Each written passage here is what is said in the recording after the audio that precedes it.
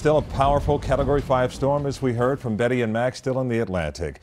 Good afternoon, everyone. I'm Calvin Hughes. And I'm Lori Jennings. We are tracking Irma, and a hurricane watch has been issued for all of South Florida, as well as a storm surge watch for all the coastal areas as this storm gets closer to us. And here is the very latest now on Irma. Local leaders from Monroe County to Broward County emphasizing to all residents to prepare, have a plan, and take this storm very seriously. All Broward residents living east of US 1, hopefully you've begun to leave. You're under a mandatory evacuation order. And Miami-Dade County has ordered an evacuation for people living in zones A, B, and parts of C. That is mandatory, as well as the order in the Keys for tourists and residents at this point in Monroe County. And getting gas has been a major concern for so many since Irma's track moved towards South Florida. We've seen lots of lines like this on Bird Road and 67th Avenue.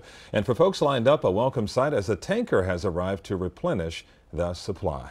Great to see. And this is also nice to see, some blue skies and puffy white clouds for a while anyway. And any rain you're encountering, don't worry, it's not Irma. It's just some occasional showers out there. Our weather team is here with that 5 o'clock advisory. They've had a chance to look it over. We are looking at our Betty Davis and, of course, our Max Mayfield, the dynamic duo that has been keeping track of Hurricane Irma. Betty, let's start with you. Hi, everyone. Right now, the Turks and Caicos in the throes of Irma, a very powerful hurricane still. Maximum sustained winds of 175 miles per hour, gusts to 215 miles per hour, pressure at 922 millibars.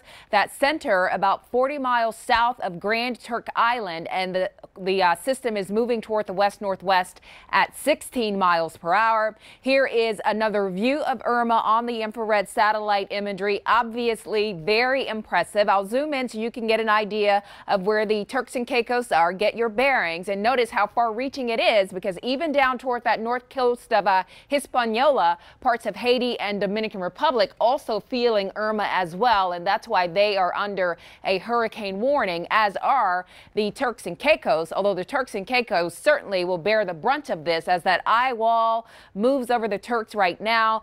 Grand Caicos involved in some of the stronger winds as well as some of the heavy rainfall too. So Irma continues on that journey, impacting more land along the way, and then later this evening the southeast Bahamas is going to get involved in this as well. In fact, why don't I just zoom out so we can see parts of the southeast Bahamas and how that outer side, that western side of Irma is starting to send some cloud cover at the very least into some of those islands, and the rain band's starting to move in too. So Irma is doing what we knew it would do, and that is present a lot of problems, life-threatening, along its journey. So let's talk about the projected path from the National Hurricane Center. Max is going to get into whether there was any shift in the projected path. What we can tell you, it's forecast to stay a major hurricane, even if it comes down to a Cat 4 as it's nearing South Florida. Still going to be major. That north turn still is going to be anticipated. And notice by Sunday morning, it is over or near South Florida,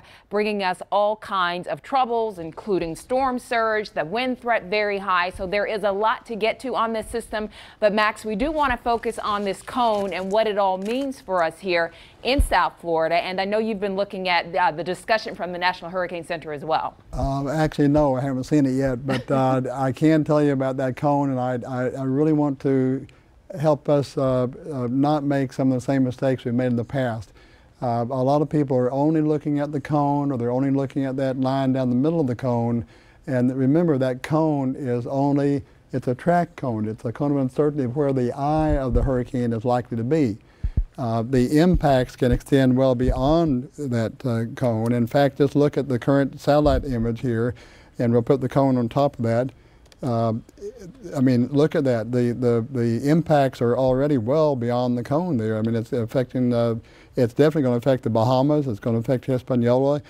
Cuba has a hurricane warning in place now. That's outside the cone. So just, you know, if you're on the edge of that cone, don't think you have it made. This is not a hazards graphic. We've been showing those at other times. We're going to get to that later too. Right. So don't follow that center line, as we were saying. Do not follow that center line and think you're good to go. Maybe watching right now from Marathon or Key West, I have nothing to worry about. Don't follow the center line, and keep in mind, as Max said, it's a big system. It is, and everybody wants to know, and I'm included in that, exactly where the core of that hurricane is going to go. We just can't tell you exactly where that's going to be right now. We can't tell exactly where landfall is going to be or where that eye wall is going to be. But it's either going to be, based on this forecast, it's either going to be right over us or a portion of that core will be over South Florida and the Keys. Right. Hopefully we'll get to talk to the National Hurricane Center coming up here in a few hours. Lori